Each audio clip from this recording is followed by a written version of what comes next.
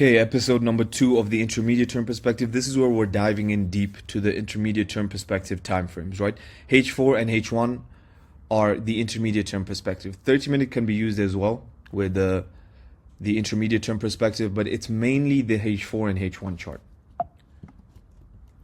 Okay, we use the H4 and H1 chart to trade in the direction of the LTP. So when we've built in that higher time frame analysis using all of the concepts I've taught previously to build in a direction for just the very next day's candle, we're going to use the H4 and H1 and the market structure, premium and discount, and ranges on these time frames to then trade in the direction of that next day's or next week's anticipated candle, right? It is important to note that there are only two scenarios that we need to consider on the intermediate term perspective, right? To trade in the direction of the LTP, right? It's only going to do one of two things, okay? Understand this because it's going to make trading on the intermediate term perspective really, really easy, okay? It's either going to rebalance an imbalance on the H4 or H1, or it's going to run out stops, right? It will run out buy stops if bearish, or run out sell stops if bullish. Or we could, right, have a fair value gap with inducement, right, where we run out stops into an imbalance. Okay, ideally we always want to be trading a range. Okay, keep in mind the entire LTP narrative to be bullish here. So you should know why we're bullish here. Remember that monthly fair value gap here. Remember the candle closure on the monthly fair value gap, the wick below and the close above. All of that should help you with building in a bullish bias here. Okay, anatomy of a candle, all of it. So we trade into this bullish fair value gap here, and then we run out the buy side here. Then we also form this fair value gap, and we trade from this fair value gap internal to external range liquidity here, with the candle closure confirming it to be bullish on this day. Right, so if we're bullish on these 3 days, why? Because we trade into a high time frame key level, okay, with the bullish narrative behind this market. We then get the candle closure, right? So that signals to you that the next day will be bullish. This day should be bullish because we wicked below into a high time frame key level. This closes above, right? Bullish. This closes above, bullish, right? Until we get to the opposing liquidity. Okay, so only two scenarios to consider on the ITP, and we're on a 1 hour chart here, okay? It's either going to rebalance a bullish fair value gap, okay? Or run out sell stops. That's it, guys. That's literally all it does on an intermediate term perspective to get to that LTP draw. There's nothing else you need to think about. It's always those two in your mind on this time frame, right? Relative to premium and discount, okay? Market trades into the daily fair value gap here. Then we close within. This bullish move is what caused it to close within. So we're bullish from this day here, right? So if we look at this first example, what does it do? It rebalances an imbalance, trades higher.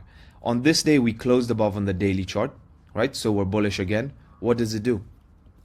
Sell stops get taken. Expands higher. We closed above on that daily chart. We're aiming for this one candle range. Then we run out sell stops into an imbalance. And then we eventually make our way to the LTP drawn liquidity. Yeah. So literally only two things need to be considered. Rebalance an imbalance, or run out stops, or it could run out stops into an imbalance like it does here, right? That's it. That's all you need to look for on the intermediate term perspective. Okay, now let's look at this here. External range liquidity is taken here, okay? We have 3 drives higher, so logically, right, it should trade back from external to internal range liquidity here. So we're going to look at the bullish move down into the fair value gap. Okay, here's ES, right? In case you're wondering about the candle closure here, right? You have to keep in mind the other index futures. It wicks above, right? So looking for lower prices the next day from external wick above to internal. Okay, so this is the candle we're going to be focusing on. So now what do we have, right? And this is why, again, you're understanding why I said only look for the direction of the very next candle. Okay. So the very, very next candle should be bearish until we hit at least the fair value gap here, right? So we're going to look at this move down, right? Relative to premium and discount on the ITP time frame. So this is a bullish discount low, and a premium high on the 4-hour dealing range. We then close below this, confirming it as an IFVG, right? And this is equity opens candle. Okay.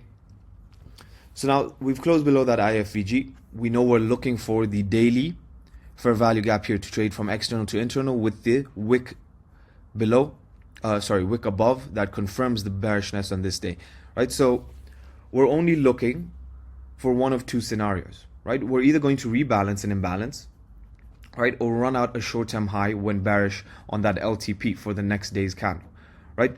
You guys should remember this example, right, from deferred delivery, right? We run out the low here, right? Accumulate the stops, closed above. This order block should cause it to do what? Run out buy stops, right? Only one of two things will happen on these time frames. We look at the buy stops. We want to focus on the equity open, and that's what happens at 9:30. We run out the buy stops, trade back down into the daily fair value gap, right? So long-term perspective is going to be just predicting the very next day's candle, and then on an intermediate term perspective, this is how easy it is because you're using the long-term perspective, right? That's why the long-term perspective is so important. Once you can derive the bias of that very next candle, right, it becomes easy on the intermediate term time frames, because literally the only two things, like I've been mentioning, you're looking for is a rebalance of an imbalance or a stop run in the direction of that LTP, right? And then we just go into STP and we're going to focus on time. If you were to just stop here in the mentorship, okay, and use the long-term perspective and use this logic right here on the intermediate term perspective and blend it with the New York session where in equity open we either rebalance an imbalance or run out stops, you'd already see a lot of success, okay? But we're going to keep going.